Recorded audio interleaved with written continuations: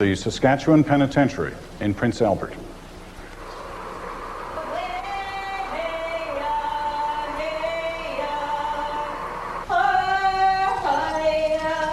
Male staff in range. The rattle of the keys signals the start of another day for the maximum security women living inside the Saskatchewan Penitentiary for men. The space is cramped. Groups of 4 cells open onto what's just a larger cell. I'll make a coffee. There are violent maximum security women, but Corrections Canada has been criticized for including women with mental health problems in maximum. And it is perhaps telling that this women's prison used to be the men's psychiatric unit. I'm not getting anything. I'm just sitting here existing, just to exist. Suzanne wants to adjust to real life. Sandy's adjusted to this life. I adapted in prison like an animal adapts to the forest.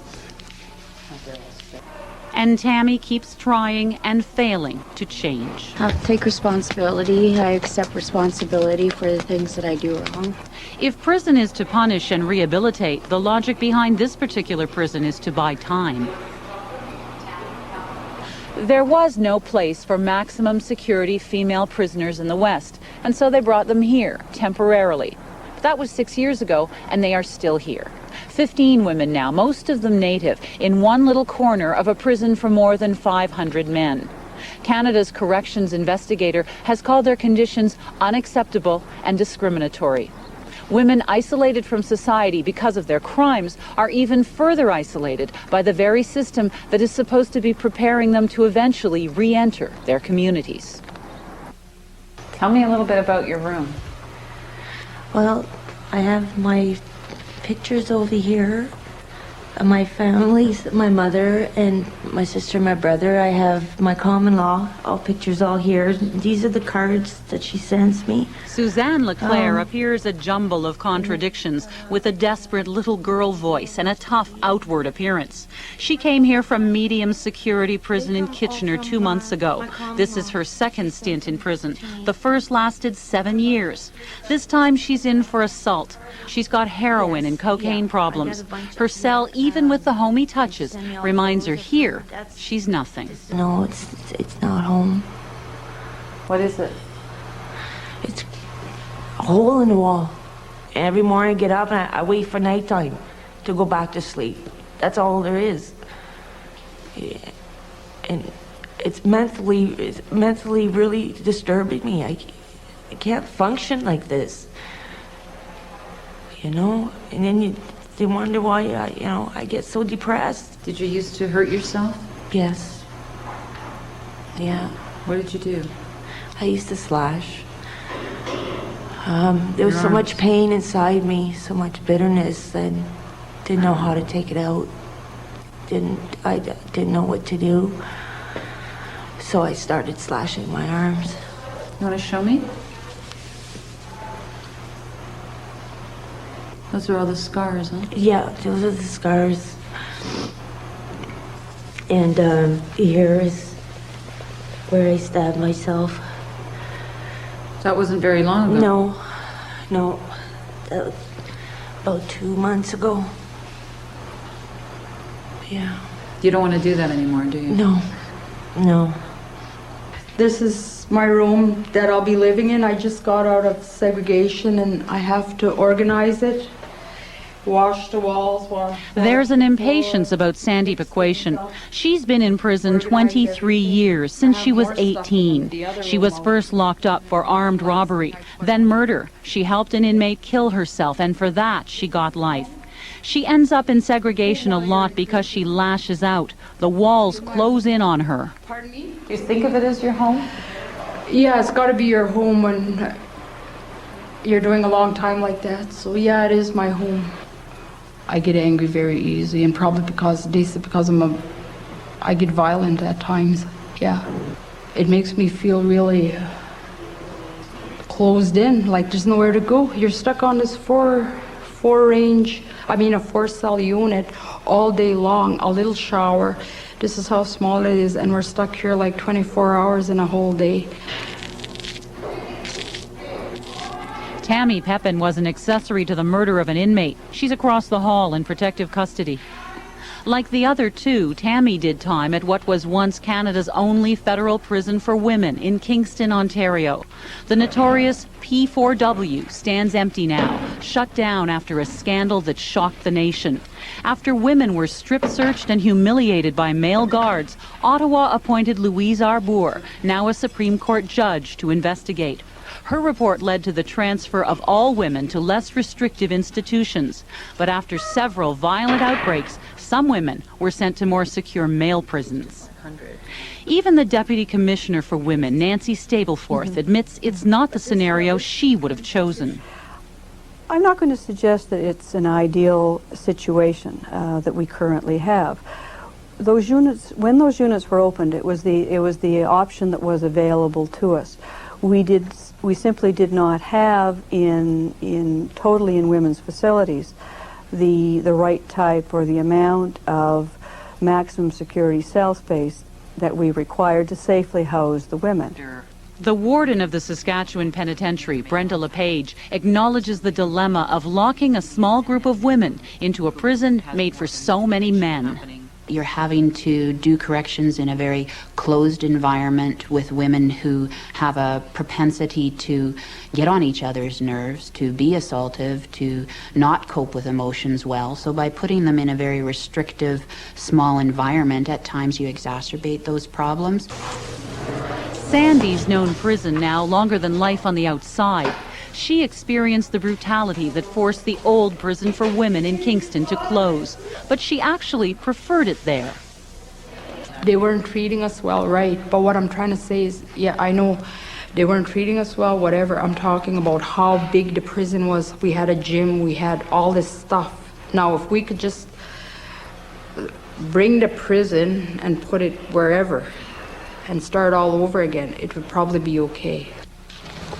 You fucker! The violence that was to be curbed by putting women in this more secure men's prison merely followed them here. There may be only 15 women in the Saskatchewan Penn, but in the past year there have been 3 hostage takings and a suicide. I think it suggests that there's ongoing problems. They've certainly been given a lot of intervention. I think most of them, they haven't gotten to the point where they're truly engaged and learning and internalizing what we're offering them. The only time women here see a larger space is when they attend one of the very few programs on offer.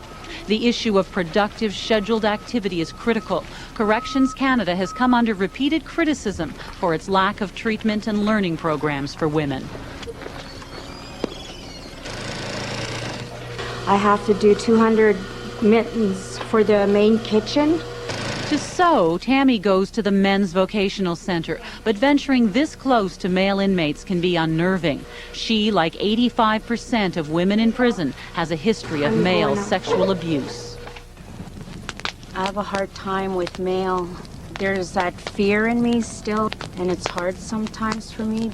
Tammy also sees the native elder. Dyla Hoole comes to the penitentiary every day. The kind of spiritual guidance she offers is considered crucial. There's a disproportionately high number of Aboriginal prisoners in Canada. Of the 15 women here at the Max, 12 are native. With Tammy, they deal with the ongoing anguish of past sexual abuse. It's been hard for me being here, like in a male institution. I get very uncomfortable when I go through the dome and through, because I'm working on a lot of my sexual abuse issues, and it traumatizes me a lot. Neither Suzanne nor Sandy have programs to go to. That's a problem for Suzanne. She gets out in November, and she wants individual counseling. They've each done group activities before. Now Sandy tries to control her anger on her own. She hasn't seen a counselor in a year.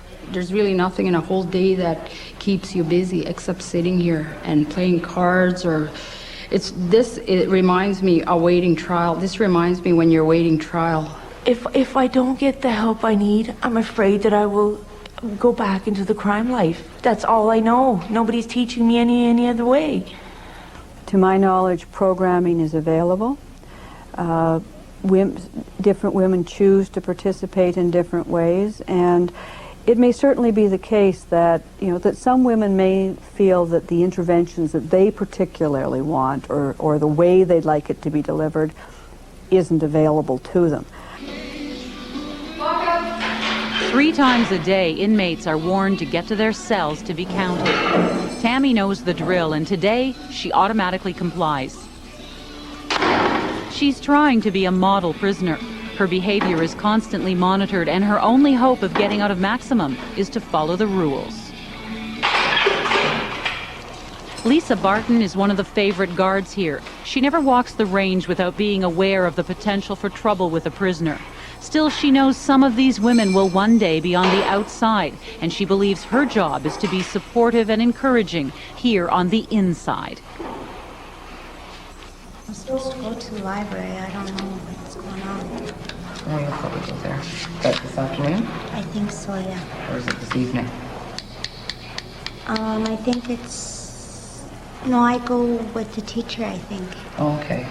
But if not, I'll be going back to court camp. Because it's such a small unit that you're constantly interacting with them, you're constantly talking to them, and women have far more needs, and women are this sounds really, but women sort of have to have control of their lives, and just they sometimes fight it at the wrong time and to take control, and that's where we come in and we try to empower them and give them choices to make in their lives. And, it may not be 2 choices they like, but it's still choices. The prison nurse is told Suzanne has a problem. Come here, Leclerc. I can't have to lay down. The pain's severe. What's the matter, Leclerc? I get this sharp pain in here. It just started it was just mild this morning when I woke up. Suzanne appears to be in a constant state of panic. Her immediate health concerns are addressed, but her drug addiction is not. I'll get them to bring you over and I'll do this. Okay. Yes, I still have cravings. What do you do? I walk around, I try to keep busy, but if there was anything in here, believe me, I'd be the first to take it. If there's anything on that table, I've asked for help, and they wouldn't give it to me, So I want to understand, you're not getting any kind of a drug treatment program? No. You're not getting any kind of psychiatric care or counseling? No. There is a group counseling session for female inmates with addictions. The women are escorted from their corner of the penitentiary to the men's area. You can see the male prisoners close by watching them. We're told the women's program began as we arrived to do our story. We're going to be spending the next about 2 months, just under 2 months, talking about drugs. Many of the women in this prison are on prescribed medication, antidepressants, relaxants. Their biggest health risks are related to their addictions, HIV, hepatitis C. What we can do is somewhat limited. We do have extensive programs to try and deal with drug abuse and substance abuse issues in our institution. We have substance abuse programs. We do try and keep drugs and alcohol out of our facilities. Male on range. Tammy's cell is empty. She's been put in segregation. She's not a model inmate yet. Madam Justice Louise Arbour's former commission recommended segregation fall under judicial review. 73 to 71, I'm on my way off the range right now. Corrections Canada never agreed. Another reminder of just how closed in this women's unit is. Food is brought from the men's side and the women pick it up.